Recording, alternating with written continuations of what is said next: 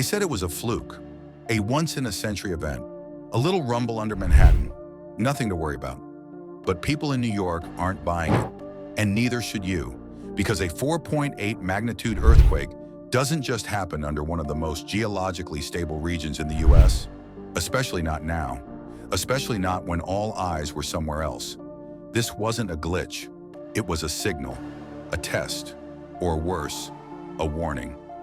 At 10:23 a.m. on a normal Wednesday, the city that never sleeps shook, not from the subway, not from construction, from deep underground. Buildings wobbled, lights swung, glass cracked, then came silence. Not peaceful silence, the heavy kind, the staged kind. Official reports came fast. A 4.8 quake struck near White House Station, New Jersey. Seismologists called it rare, but possible. The media said strange, but not unprecedented.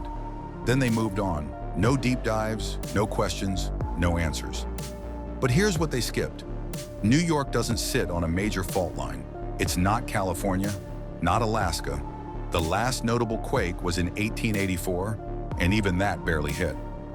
So if the ground shakes where it shouldn't, the real question is, was it natural or engineered? Let's break it down. The USGS said the quake was shallow, 5 kilometers deep. Most natural quakes, 10 to 70 kilometers. Shallow quakes are more intense and easier to trigger, especially with the right tools. Enter HAARP, the High Frequency Active Auroral Research Program, officially a research station in Alaska. Unofficially, something else. HAARP uses radio waves to heat the ionosphere.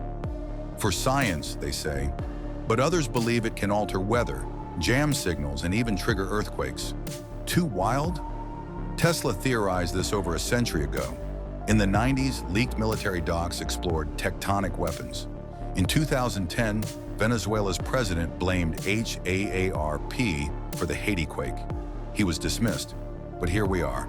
And this one hit near White House Station, home to Cold War-era bunkers and underground labs, decommissioned missile silos, experimental testing grounds, and it didn't happen in a vacuum. Leading up to the quake, people across the Northeast reported strange electromagnetic interference, static in the air, dropped calls, GPS glitches, animals panicking, dogs hiding, birds flying in circles. They always sense it first, before we even realize what's coming. Now check the timing. The quake hit just hours before a major Senate hearing on AI and surveillance.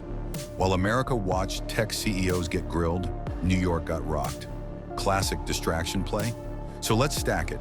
A quake where there shouldn't be one, near secret government facilities, during a high-profile hearing with electromagnetic anomalies and media silence after. That's not random. That's a pattern. Why fake a quake? Simple, to test disruption. After the tremor, subways stopped, flights delayed, cell towers jammed, panic spread fast. And this was just a 4.8. What would a 6.0 do? This was a simulation, a stress test, a warning shot, and we've seen this before. Maui burns, then come land grabs. Canadian smoke turns NYC skies orange, right before global financial talks. Convenient chaos. But it's not nature throwing tantrums.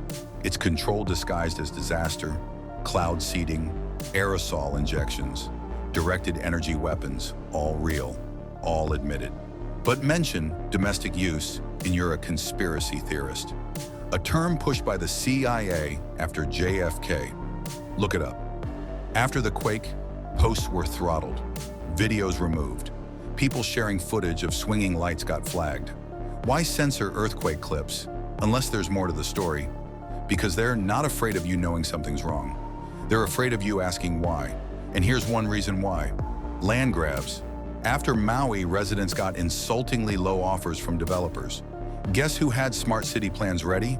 BlackRock, Brookfield. It's not about the damage, it's about the opportunity.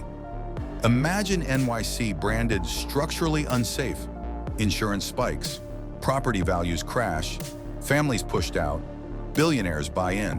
This is disaster capitalism. Shake the ground, tank the market, buy the pieces. And if it worked once, it'll work again. So what shook New York?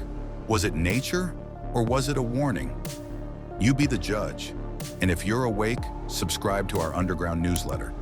Links in the description, because this was just the beginning.